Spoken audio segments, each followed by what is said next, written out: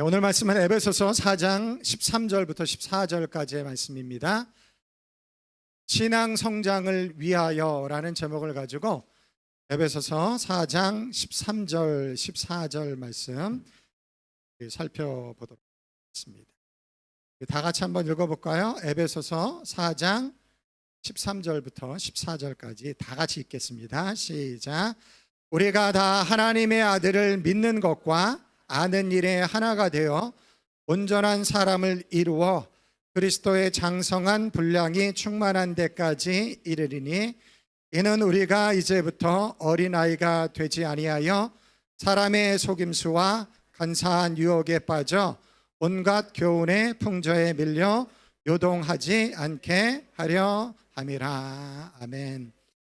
오늘 말씀은 우리가 자라나야 된다, 성장해야 된다라는 것을 굉장히 강조를 하고 있어요. 자라는데 어디까지 자라나면 그리스도의 장성한 분량이 충만한 데까지. 그리스도의 장성한 분량도 굉장히 대단한데 그것이 충만한 데까지 자라나야 한다라고 우리들 가운데 이야기를 하고 있어요. 그러면서 14절에 이제 우리가 더 이상 어린아이가 되지 말자. 우리가 이제 더 이상 어린아이가 되지 마서 그런 유혹이나 시험에 그렇게 쉽게 넘어가지 말자. 그렇게 이야기를 하면서 자라나야 될 것을 우리들 가운데 말씀해 주고 있는 말씀입니다. 제가 책을 읽다 보니까 이런 글을 쓰신 분이 계시더라고요. 영원하신 하나님을 알기 위해서는 영원한 시간이 필요할 것이다. 영원하신 하나님을 알기 위해. 여러분, 우리가 하나님을 닮아가고 예수 그리스도를 닮아가기 위해서는 멈춤이 없겠죠. 우리가 죽는 그날까지 계속 주님을 닮아가는 그런 신앙의 여정이 우리들 가운데 필요하리라고 저는 믿습니다. 신앙 성장을 위해서 오늘 말씀 주제를 가지고 그러면 우리는 어떻게 신앙을 성장해 나갈 수 있을까? 올 한 해 우리 교회에 주어진 표가 변화라인데 그 변화의 목적은 사실 성장을 위한 것이죠. 자라나기 위한 것이죠. 열매를 맺기 위한 것이죠. 그러면 우리는 어떻게 신앙 성장을 이루어 나갈 수 있을까? 미국의 앤디 스탠리라는 굉장히 유명한 목사님이 계세요. 굉장히 영향력 있는 목사님이신데 그 아버님 찰스 스탠리, 아마 미국 목회에 좀 관심 있는 분들은 아실 거예요. 미국에 가장 영향력 있었던 목사님이었는데 그분 아드님이십니다. 그런데 이제 지금 세대에 또 굉장히 영향력 있는 사역을 하고 계신 분인데 그분이 30여 년 정도 목회를 하면서 항상 궁금한 것이 있었어요. 같은 교회에서 같은 시간 동안의 신앙생활을 하는데 어떤 분들은 신앙이 일치월장하는 데 비해서 어떤 분들은 신앙이 항상 거기에 머물러 있는 거예요. 정체해 있다라는 거예요. 만약에 교회를 다른 곳을 다니면 이해가 될 것 같아요. 다른 환경과 다른 목회자 밑에서 그러면 다른 변화를 생각해 볼 수 있잖아요. 그런데 동일한 교회에서 동일한 말씀과 동일한 예배를 드리고 있음에도 불구하고 어떤 분은 신앙이 일치월장하는데 어떤 분은 그렇지 않다라는 거예요. 그러니까 너무 목사님으로서 그것이 궁금했고 그것을 본 교회만 가지고 결론을 내릴 수가 없으니까 그 목사님과 함께 동역하는 많은 목사님들이 그것을 한번 조사해 보기로 했어요. 그래서 조사해 보니까 똑같은 환경과 똑같은 신앙생활을 하고 있음에도 불구하고 5가지 공통점이 신앙 성장을 잘하는 사람들에게 나타나고 있다는 것을 그분들이 발견하게 되었습니다. 제가 오늘 그 5가지를 여러분들에게 말씀드리려고 합니다. 여러분, 이 5가지는 우리가 신앙 성장하기 위해서 반드시 필요한 것이에요. 여러분, 신앙 성장하기 원하시죠? 네? 신앙 성장하기 원해요. 저도 그렇고 우리 모두가 다 신앙 성장하기 원합니다. 올해 특별히 변화라는 주제를 가지고 신앙이 더 성장했으면 하는 그런 마음의 소원이 우리들 가운데 있을 텐데 그럼 이 5가지를 여러분들이 주의해서 잘 붙잡고 가면 너무 좋겠다라는 생각이 듭니다. 첫 번째는 다 같이 한번 해보겠습니다. 시작. 실천하는 신앙. 실천하는 신앙. 신앙이 성장했던 사람들이 가지고 있는 5가지 공통점 중에 가장 두드러지게 첫 번째로 나타났던 게 뭐냐면 실천하는 신앙이었다는. 실천하는 신앙인. 여러분, 베드로가 밤새도록 고기를 잡으려 했지만 한 마리 고기도 잡지 못했습니다. 그때 예수님이 이렇게 베드로에게 이해하게 하죠. 깊은 데로 가서 그물을 내려 고기를 잡으라. 예수님이 기적을 행하실 것을 이미 예상하셨어요. 깊은 데에 가서 그물을 던지면 그물이 찢어질 만큼 고기를 잡을 것을 예수님은 이미 예상하시고 그 말씀을 하시는 거예요. 그렇다고 한다면 이런 방법은 더 쉽지 않을까요? 예수님이 어차피 기적을 행하실 거면 그냥 물고기들이라 튀어올라서 베드로의 배에 올라와라. 여러분, 예수님 그 정도 기적 행하실 수 있을까요? 네, 행하실 수 있어요. 그 정도 기적 행할 수 있어요. 그런데 왜 굳이 그물을 깊은 데로 가서 내려서 고기를 잡으라고 이야기를 하셨을까요? 순종을 요구하는 거죠. 그래야지만이 신앙이 자라고 믿음이 자라기 때문에 고기를 많이 잡는 게 목적이라고 한다면 그냥 고기들아 베드로의 배에 올라와 이러면 끝나버릴 일인데 예수님은 깊은 데로 가서 그물을 다시 한번 내려봐라. 그것을 요구하셨어요. 베드로가 예수님의 말씀에 이렇게 반응했습니다. 내가 말씀에 의지하여 그물을 내리겠나. 내가 말씀에 의지하여 그물을 내리겠나이다. 주님의 말씀이 들렸을 때 그 말씀 좋은 말이죠. 가당키나 합니까? 아니면 뭐 이렇게 반응하지 않고 주님이 말씀하셨기 때문에 내가 그 말씀에 순종함으로 반응하겠습니다. 그러자 베드로가 그물이 찢어질 만큼 많은 고기를 잡은 거예요. 그러면서 베드로는 신앙을 배워가는 거예요. 믿음이 무엇인지를 배워가는 것이고 순종이 무엇인지를 배워가는 것입니다. 예수님께서 산상수훈이라고 마태복음 5장부터 7장까지 예수님의 가르치심의 가장 핵심적인 가르치심을 가르치시고 나서 가장 마지막 비유로 하신 말씀이 무엇인지 아십니까? 그 말씀을 정리하는 가장 마지막 비유로 말씀하신 말씀, 집 짓는 비유. 너희가 좋은 말씀 들었지? 하나님의 말씀 들었지? 그러나 듣는 것으로는 아무런 소용없다. 듣고 그것을 행하는 자만이 지혜로운 자이고 반석 위에 집을 짓는 자이다 라고 예수님께서 말씀하셨어요. 마태복음 7장 24절 우리 다 같이 한번 읽어볼게요. 시작. 그러므로 누구든지 나의 이 말을 듣고 행하는 자는 그 집을 반석 위에 지은 지혜로운 사람 같으리니. 26절을 볼까요? 비슷해요. 굉장히. 나의 이 말을 듣고 들었어요. 이 사람도. 그러나 행하지 아니하는 자는 그 집을 모래 위에 지은 어리석은 사람 같으리니. 예수님께서 전하고 싶은 가장 중요한 말씀을 산상수훈을 통해서 전하고 나서 마지막 결론적으로 말씀하신 게 뭐냐면 너희들이 너무 귀한 말을 들었지 그러나 듣는 것으로는 아무런 의미가 없다. 아무 일도 일어나지 않아. 마지막에 비유로 이렇게 듣고 실천하는 여러분들 되시기 바랍니다. 그런 사람이 반석 위에 믿음을 짓는 사람이에요. 그런 사람들이 비바람이 치고 풍랑이 일어도 그 집이 무너지지 않는 것입니다. 왜 그러냐면 말씀을 듣고 순종하기 때문에. 너무 당연한 거지만 너무 당연한 거예요. 하나님의 말씀을 듣고 순종할 때만이 우리는 믿음과 신앙을 배울 수 있는 것이죠. 이준걸 집사님이 책을 하나 빌려줘서 제가 책을 읽고 있는데 책 제목이 뭐냐면 예수님이라면 어떻게 하셨어요? 소설인데 굉장히 도전이 되어지는 거예요. 여러분들 올 한 해 매일매일의 삶 가운데 이런 질문을 해보시기 바랍니다. 예수님이라면 어떻게 하실까? 한번 따라해 보실래요? 예수님이라면 어떻게 하셨을까? 그리고 그 말씀에 순종해 보시기 바랍니다.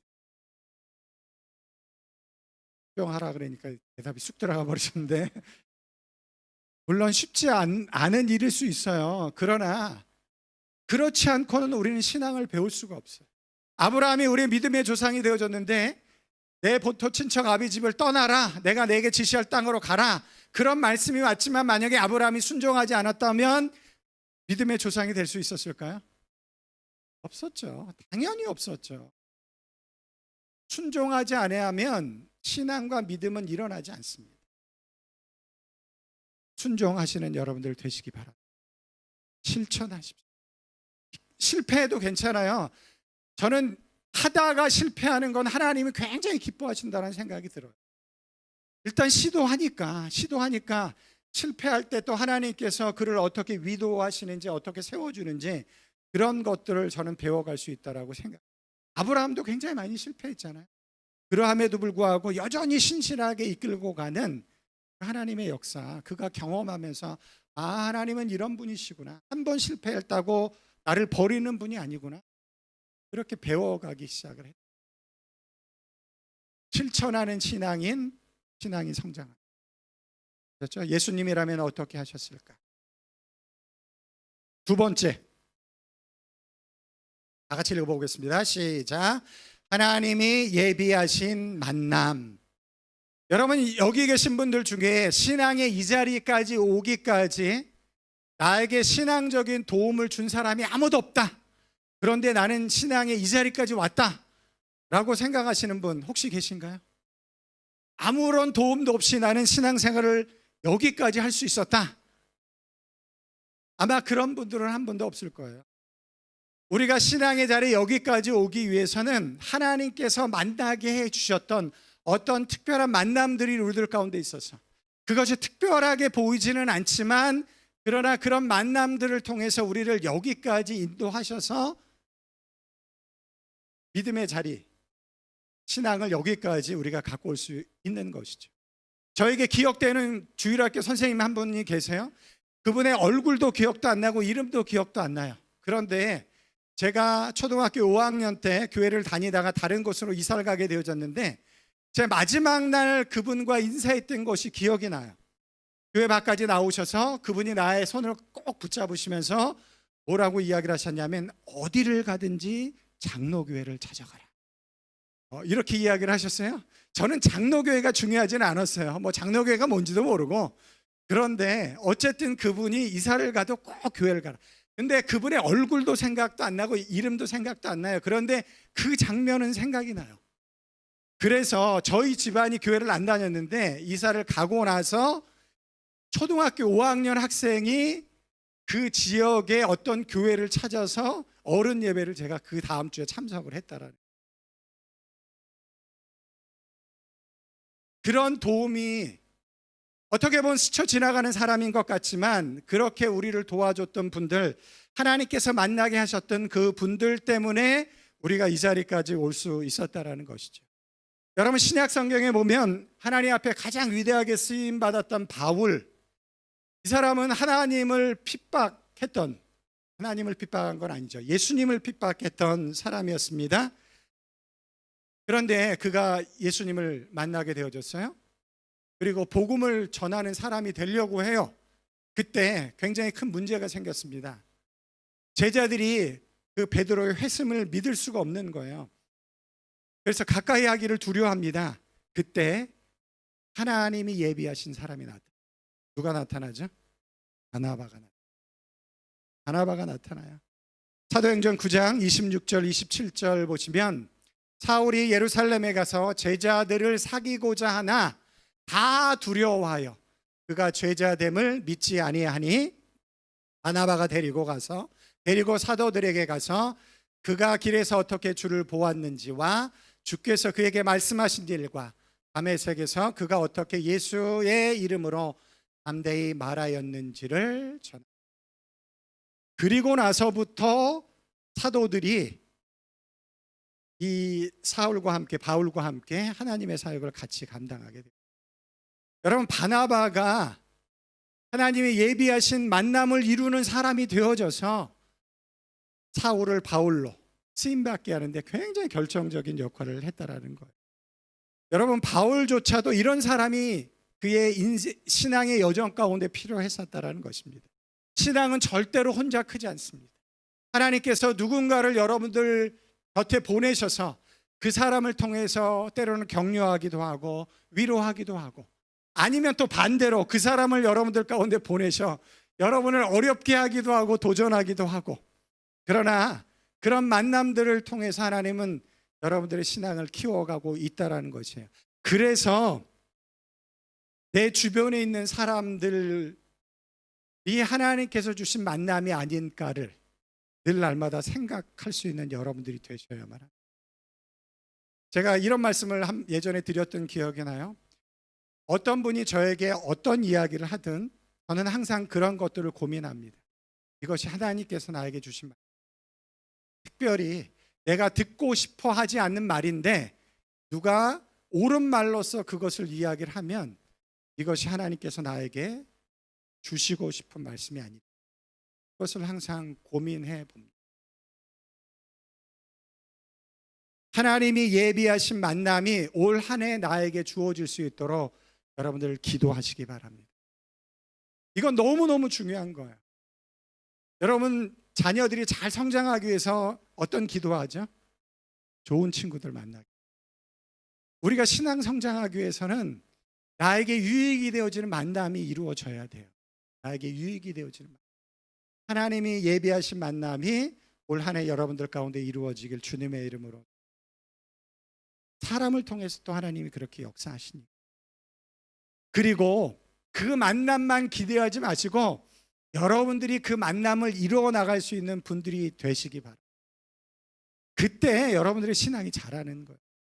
그때 하나님께서 나를 통해서 이런 역사를 하시는구나, 그런 것들을 보게 되어지니까. 그렇죠? 하나님이 예비하신 만남이 있다는 것을 늘 날마다 의식하시고 내 주변에 계신 분들이 하나님께서 나를 위해서 보내신 분이 아닐까? 그런 관계 속에서 그 관계를 이어가시고 또 내가 누군가를 위해서 하나님이 예비하신 만남을 이루어가는 사람이 되어야 되겠다 라는 것을 이룰 수 있는 그런 한 해가 되어지길 주님의 이름으로 축원합니다. 그러면 여러분 신앙이 성장하는 거예요. 시편 1편 1절 말씀 한번 읽어볼게요. 다 같이 읽어보겠습니다. 시작. 복 있는 사람은 악인들의 꾀를 따르지 아니하며 죄인들의 길에 서지 아니하며 오만한 자들의 자리에 앉지 아니하. 저는 이 말씀이 굉장히 중요하다고 생각하는데 하나님이 예비하신 만남과 더불어서 제가 이야기하고 싶은 건 뭐냐면 만남의 자리를 가려서 가십시오. 만남의 자리를 가려서 가십시오. 하나님이 기뻐하지 않는 자리는 가시면 안 돼요. 그것은 복 있는 사람이 하는 일이 아닙니다. 사람들이 모여서 다른 사람 이야기하고 불평하고 원망하고 가십 이런 거 이야기하고 하면 재미있어요. 그게 인간의 본성이에요. 그러나 그런 자리를 가시면 안 됩니다. 그건 하나님이 예비하신 만남이 아니에요. 아무리 즐거워도 하나님이 기뻐하는 자리가 아니기 때문에 하나님이 예비하신 자리가 아닙니다. 그런 자리를 가지 마시고 하나님의 뜻이 담겨져 있는 하나님의 위로와 권면과 나를 감싸주고 축복해주고 기도해줄 수 있는 그런 자리를 찾아갈 수 있는 여러분들이 되시길 바랍니다. 여러분들은 그런 사람을 구하셔야 돼요. 나에게 그런 사람을 좀 보내주시옵소서. 왜 그러냐면 우리 신앙이 하나님과의 관계 속에서도 이루어지지만 사람을 통해서 굉장히 많은 은혜와 도전을 받고, 아셨죠? 하나님이 예비하신 만남이 있었던 사람들, 그 사람들이 신앙이 성장을 했습니다. 세 번째, 다 같이 읽어보겠습니다. 시작. 개인 영성. 개인 영성을 살펴보기 전에 마태복음 말씀 몇 군데를 좀 읽어보려고 해요. 마태복음 6장 3절 4절 말씀입니다. 너는 구제할 때 오른손이 하는 것을 왼손이 모르게 하여 내 구제함을 은밀하게 하라. 은밀한 중에 보시는 너희 아버지께서 갚으시리라. 6절 7절입니다. 너는 기도할 때 내 골방에 들어가 문을 닫고 은밀한 중에 계신 내 아버지께 기도하라. 은밀한 중에 보시는 내 아버지께서 갚으시리라. 7절 또 기도할 때 이방인과 같이 중언부언하지 말라. 그들은 말을 많이 하여야 들으실 줄 생각하느니라. 17절입니다. 너는 금식할 때 머리에 기름을 바르고 얼굴을 씻으라. 이는 금식하는 자로 사람에게 보이지 않고 오직 은밀한 중에 계신 아버지께서 보이게 하려 함이라. 은밀한 중에 보시는 내 아버지께서 갚으시리라. 공통적으로 반복되어지는 말씀이 있죠. 뭐죠? 은밀한 중에 보시는 내 아버지께서 갚으시리라. 이 세 가지 말씀들은 예수님이 그 당시 가장 중요한 종교적인 요소였던 기도, 구제, 금식에 대해서 이야기를 한 것입니다. 그 당시 가장 종교적인 사람들은 바리새인들이었는데, 그들은 기도할 때 거리에 나가서 큰 목소리로 내가 이렇게 기도한다라는 것을 드러내면서 기도했었던 사람들이고, 구제할 때도 그것을 막 이렇게 드러내면서 했고, 금식하는 것도 금식하는 막 티를 하면서 금식했었던 사람입니다. 기도, 구제, 금식은 그 당시에 가장 중요한 종교 행위였어요. 그런데 예수님은 그들의 그런 행위에 대해서 대단히 많이 비판하셨어요. 대단히 많이 비판하실 뿐만 아니라 도리어 다른 모습으로서의 신앙의 모습을 그들에게 제시하셨어요. 그것이 무엇이냐면, 아무도 보는 이 없을 때 하나님과 함께 이루어가는 개인 신앙, 개인 영성. 예수님은 그것을 그를 따르는 자들에게 요구하셨습니다. 신앙 성장을 위해서 반드시 하나님과 홀로 하는 개인 영성의 시간이 반드시 있어야 합니다. 제가 이렇게 한번 도전을 해볼게요. 여러분의 영성의 수준은 이곳에 모여서 예배를 드리는 것이 영성의 수준이 아니고, 여러분들이 집에서 어떤 신앙적인 삶을 살아가는가, 그것이 여러분들의 영성의 수준입니다.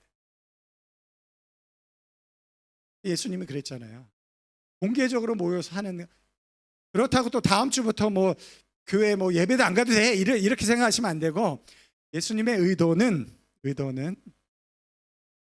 공적으로 이렇게 드리는 것은 누구나 다 드러내서 할 수 있어요. 여러분들도 아시잖아요. 저 자신도 그렇습니다. 제가 주일날 예배 오기 전에 마음도 불편하고 힘들게 와서도 멋지게 예배 드리는 모습 드러낼 수 있어요. 얼마든지.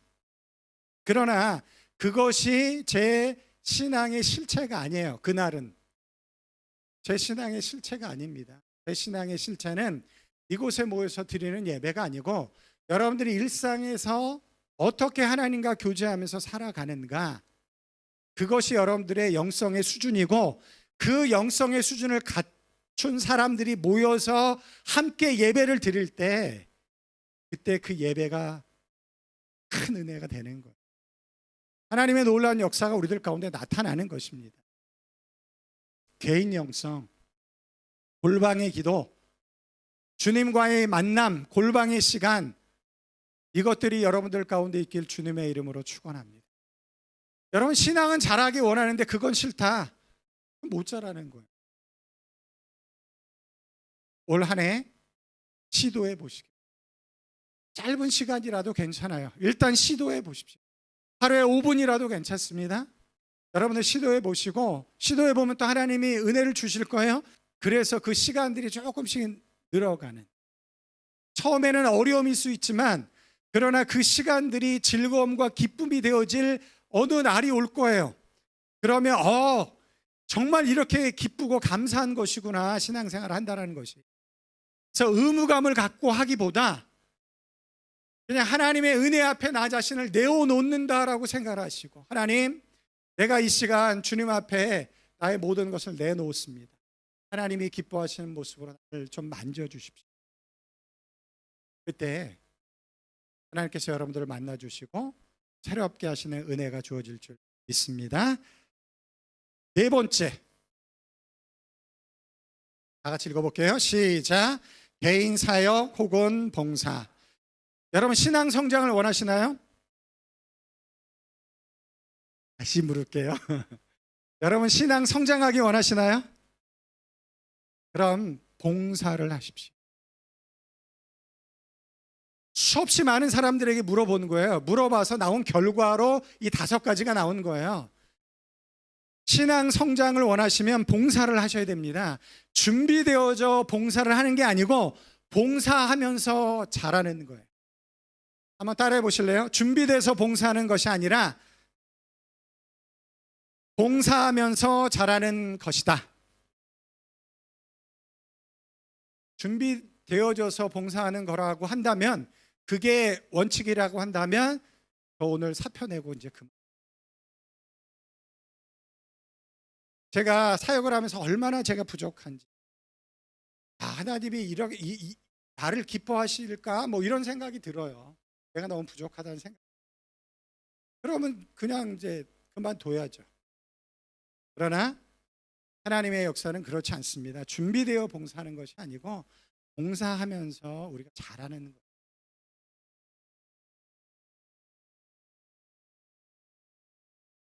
이런 이야기 많이 듣죠. 어디 어려운 이렇게 뭐 장애인이라든지 이런 곳에 봉사하러 갔었던 연예인들이나 뭐 이런 사람들이 이제 방송에 나와서 이야기를 하죠. 그때 그 사람들이 이야기하는 게 뭐냐면, 내가 도우러 갔다가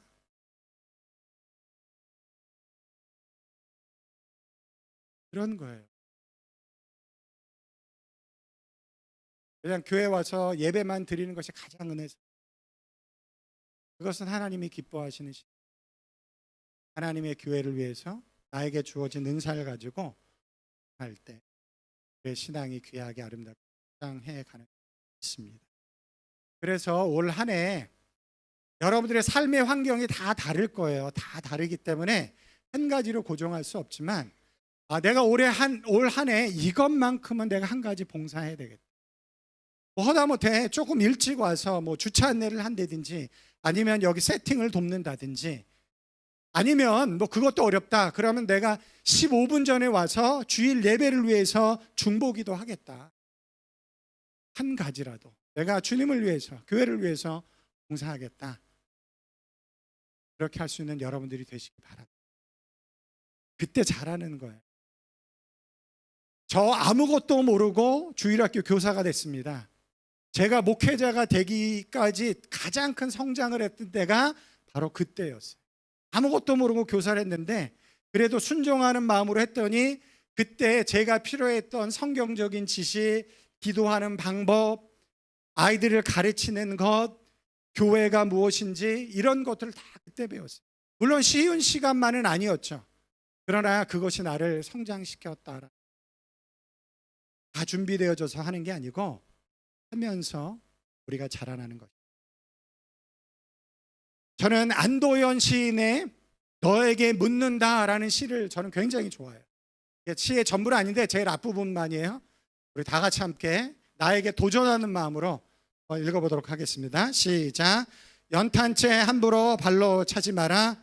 너는 누구에게 한 번이라도 뜨거운 사람이었느냐. 자기를 불태워서 남을 따뜻하게 했던 연탄재 함부로 차지 말라. 올 한 해 한번 이렇게 뜨거운 사람 됐으면 좋겠습니다. 누군가를 따뜻하게 해줄 수 있는 그런 사람이 되었습니다. 마지막 5번째, 다 같이 읽어보겠습니다. 시작. 개인에게 주어진 특별한 상황.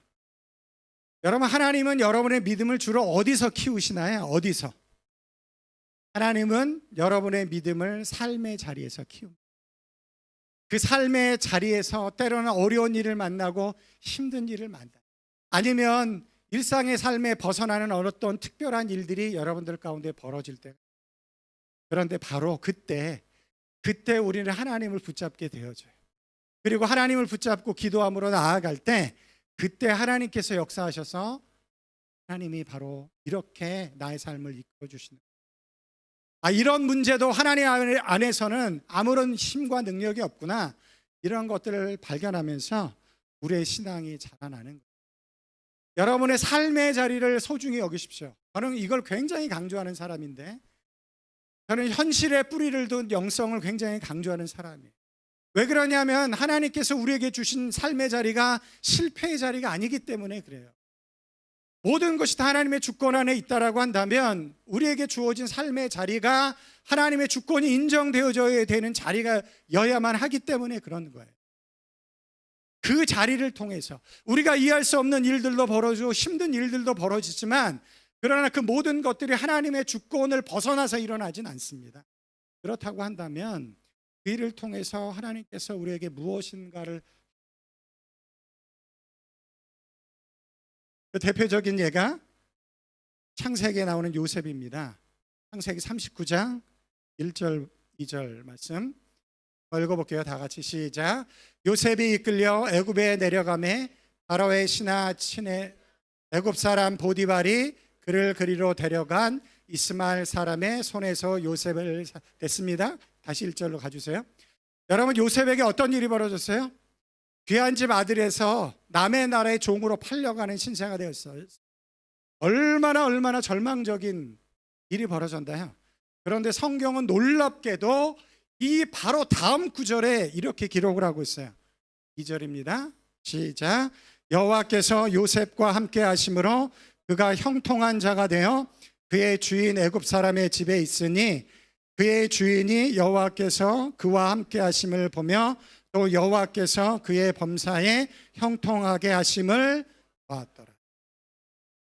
여러분들 남의 나라에 포로로 잡혀가면 분명히 이렇게 이야기를 했을 거예요. 하나님 도대체 어디 계신 거예요? 뭐라고 계신 거예요? 있긴 합니까? 이게 뭡니까? 그런데 요셉에게 나타난 것은 여호와 하나님께서 그의 삶을 형통하셨다.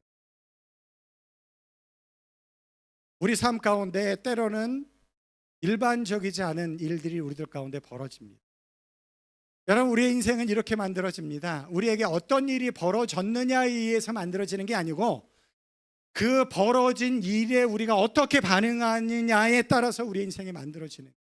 요셉도 마찬가지고 모든 사람들, 다윗도 그렇고 그들에게 일이 안 일어났나요? 수없이 많은 일들이 일어났어요. 그러나 그 일에 어떻게 반응했죠? 하나님의 방법으로 반응하니까 그들의 인생이 형통한 인생이 되어지는. 우리 삶 가운데 일어나는 여러 가지 일들 다 각자 다르지만 그 안에 하나님의 다스림이 있는 줄 믿습니다. 우리가 이해할 수 없는 일들이 벌어질 때도 있지만 그것도 하나님의 주권 안에서, 주권을 벗어나서 일어나는 일은 없습니다. 그런 일이 일어날 때 일어난 것이 중요한 것이 아니고 내가 어떻게 반응하느냐가 중요해요. 그때 하나님의 방법으로 반응하십시오. 그러면 노예로 잡혀가지만 형통케 하시는 하나님의 역사가 일어났습니다. 그걸 보면서 우리는 신앙이 자라는 거예요. 믿음이 자라는. 제가 오늘 5가지 말씀을 드렸어요. 다 기억을 못 하시는 분들은 핸드폰을 꺼내서 찍으시기 바랍니다. 괜찮아요. 찍으셔도 괜찮습니다. 흐릿한 기억보다 아니요, 진한 기억보다 흐릿한 잉크가 더 낫다라고 했으니까 진한 기억보다 항상 갖고 다니는 핸드폰이 훨씬 낫습니다. 찍어 가셔도 돼요. 설교하다가 언제든지 괜찮아요. 그냥 찍어 가십시오. 자, 우리 5가지. 이게 저만의 이야기가 아니고 신앙이 성장했었던 사람들을 다 조사해 보니까 이 외에 다른 요소도 있겠죠. 그러나 이 5가지가 공통적으로 등장을 한다라는 거예요. 한번 5가지 읽어보도록 하겠습니다. 첫 번째, 시작. 실천하는 신앙을 가지십시오. 아멘. 두 번째, 하나님이 예비하신 만남을 소중히 여기십시오. 아멘. 세 번째, 개인 영성을 유지하십시오. 아멘. 네 번째, 봉사하십시오. 아멘. 5번째, 특별한 상황에 하나님의 방법으로 반응하십시오. 요즘 현대인들은 다이어트에 굉장히 관심이 많잖아요. 저는 13kg를 뺐던 사람입니다. 놀라지도 않아요. 여러분, 13kg 보통이 아니에요. 이 13kg. 제가 13kg 뺄 때 도대체 삶의 의미가 없더라고요. 먹는 걸 줄여야 되니까. 내가 먹고 싶은 걸 못 먹으니까. 이스라엘에 있을 때 너무너무 스트레스를 많이 받고 그러다 보니까 먹는 걸로 그걸, 이민 삶이 그렇잖아요. 다른 게 없으니까 그냥 먹는 걸로 스트레스. 이스라엘에서 이제 먹는 걸로 하다 보니까 살이 굉장히 많이 쪄요. 근데 저는 살이 찌면 안 돼요. 이제 다리가 막 아프기 시작을 해서 살을 빼야 되겠다. 저는 절박한 상황이, 그래서 이제 절박한 마음을 가지고 뺐어요. 6개월 동안 13kg를 뺐습니다. 과정이 쉽지는 않더라고요. 그러나 어쨌든 요요 현상 없이 13kg. 지금은 이제 그때보다 좀 쪘지만 그래도 거의 이제 제가 13kg를 빼고 나서 한국을 딱 도착했더니 정말 많은 분들이 교사님 얼마나 사역이 어려우십니까? 빠르셨어요. 또 그래도 하나님의 사람 아니고 사역이 어려운 게 아니고 제가 이렇게 살이 쪄서 다리가 아파서 씁니다. 그래도 안 믿으셔. 그래도 어려우시겠죠. 뭐. 그게 은혜가 됐어요. 저에게도 많은 도움이 됐어요. 후원 안 하시던 분들도 막 이렇게 도와주시더라고요. 그런 모습을 보면서. 그래서 선교사는 일단은 고국을 방문할 때 추레하게 좀 가야 돼요. 그래야지 은혜를 누릴 수가 있어요. 근데 많은 분들이 물어보셨어요. 어떻게 13kg를 빼셨어요? 어떻게 13kg를? 제가 뭐라고 답했냐 하면 이렇게 답을 해줬어요. 적게 드시고 운동 많이. 그렇게 얘기를 했더니 모든 분들이 다 뭐라고 얘기를 하냐. 저도. 그래서 제가 그분들에게 얘기했어요. 그럼 그렇게 하시. 그럼 그렇게 하시. 신앙 성장하기 원하는 마음은 있지만 그렇게 하지 않으면 이 5가지 우리가 모르는 얘기는 아니고 있는 얘기지만 우리가 열심을 다 노력.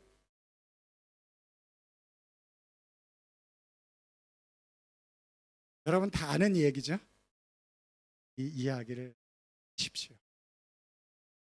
이 안에 올 한 해 변화하라, 이 말씀 속에 우리의 신앙이 놀랍게 성장해 있습니다. 이 시간에 우리 찬양팀과 우리 모두가 다 함께 부르고 싶은 찬양이 하나 있어요. 찬양을 먼저 부르고 나서 이 시간 우리 다 같이 함께 말씀을 가지고 기도하려고 합니다. 제가 이 찬양을 알고 나서 너무 올 한 해 우리 주제랑 너무 맞다 이런 생각이 들더라고요. 원하고 바라고 기도합니다 라는 제목인데 다 같이 후렴을 보시면 이런 가사가 있어요. 하나님의 꿈이 나의 비전이 되고 예수님의 성품이 나의 인격이 되고 성령님의 권능이 나의 능력이 되길 원하고 바라고. 다 같이 일어나서 찬양 드릴까요?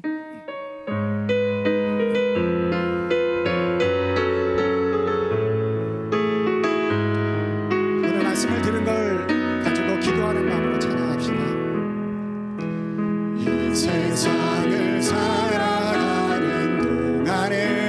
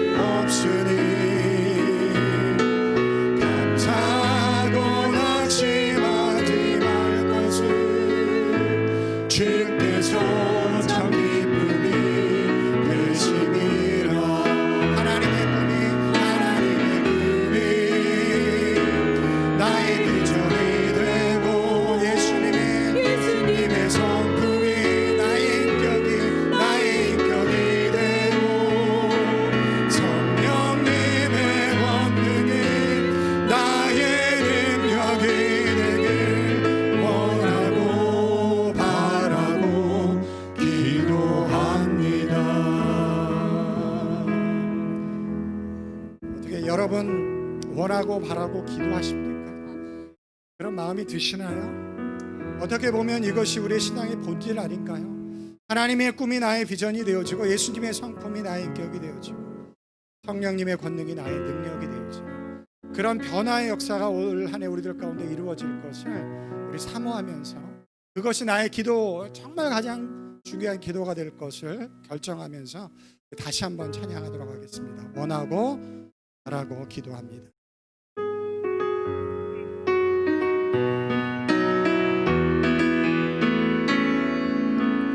이 세상을 살아가는 안에 나의 힘을 의지할 수 없으니 기도하고 낙심하지 말 것을 주께서 참 소망이 되시리라. 주의 길을 걸어가는 동안에 주의 길을 걸어가는 동안에 세상에 걸리지 않을 수 없으니 감사하고 낙심하지 말 것을 주께서 참 기쁨이 되시리라. 하나님의 은혜 하나님의 금이 나의 비전이 되고 예수님의 성품이 나의 인격이 되고 성령님의 권능이 나의 능력이 되길 원하고 바라고. 우리 다 같이 한번 두 손 들고 하나님의 꿈이 하나님의 꿈이 나의 비전이 되고 예수님의 성품이 나의 인격이 되고 성령님의 권능이 나의 능력이 되길 원하고 바라고. 우리 마지막으로 다시 한번 할 거예요. 하나님의 꿈이 하나님의 꿈이 나의 비전이 되고 예수님의 성품이 나의 인격이 되고 예수님의 성령님의 권능이 나의 능력이 되길 원하고 바라고 기도합니다. 우리 다 같이 두 손 든 손을 들고 우리 주님 앞에 한번 간절하게 기도합시다. 우리가 이런 나눔을 나누긴 하지만 우리의 힘과 능력으로 일을 이룰 수 없기 때문에 하나님의 영의 도우심이 우리들 가운데 필요합니다. 이 시간 우리 다 같이 함께 주여 한번 간절한 마음으로 부르고 성령 하나님, 우리에게 이런 소원함이 있습니다. 간절함이 있습니다. 하나님의 비전이 나의 꿈이 되어지고 예수님의 성품이 나의 인격이 되어지고 성령님의 권능이 나의 능력이 되어지길 원합니다. 사랑하신 주님, 성령 하나님이 나를 도우셔서 올 한 해 그렇게 변화되어지게 하시고 나의 신앙이 성장할 수 있게 해달라고 우리 다 같이 함께 주여 한번 부르고 기도하도록 하겠습니다. 주여, 사랑하시는 아버지 하나님, 저희들이 이 시간 주님 앞에 간절히 아버지 하나님 간절히 마음을 다해서 아버지 하나님 기도함으로 나아가길 소원합니다. 사랑하신 주님, 아버지 하나님 올 한 해 우리 안에 진정한 변화의 역사가 우리들 가운데 일어나길 간절히 기도하고 소원합니다. 아버지 하나님 우리의 신앙이 성장하길 원합니다. 아버지 하나님 그래서 우리의 신앙이 열매 맺기를 원합니다. 아버지 하나님 어린아이와 같은 신앙에 멈춰있지 않고 아버지 하나님 세상의 유혹과 넘어짐 속에 아버지 하나님 빠지지 않는 아버지 하나님 믿음이 살아나는 아버지 하나님 믿음이 성장하는 아버지 하나님 그런 신앙이 아버지 하나님 나에게 세워지기를 간절히 기도하고 소원합니다. 사랑하신 주님, 아버지 하나님 우리가 원하고 바라고 기도하지만 아버지 하나님 우리의 결단만으로 아버지 하나님 일을 이룰 수 없기 때문에 아버지 하나님 성령 하나님의 도우심을 구하고 하나님의 능력 역사가 우리들 가운데 이루어질 것을 아버지 하나님 구하며 주님 앞에 나아갑니다. 사랑하신 주님 도와주시옵소서. 아버지 하나님 우리를 불쌍히 여겨주시고 하나님의 긍휼하심으로 우리를 붙잡아 주셔서 성령 하나님께서 우리들 가운데 역사해 주셔서 아버지 하나님 우리가 원하고 바라고 기도하는 것들이 성령의 도우심과 아버지 하나님 은혜와 능력 안에서 변화되어지게 하시니 하나님의 은혜의 역사가 저들 가운데 이루어져 나가 아버지 하나님 하나님의 꿈이 나의 꿈이 되어지게 하시고 아버지 하나님 예수님의 아버지 하나님 성품이 나의 인격이 되어지게 하시고 성령님의 권능이 나의 능력이 되어지게 하시니 아버지 하나님 그런 변화의 역사들이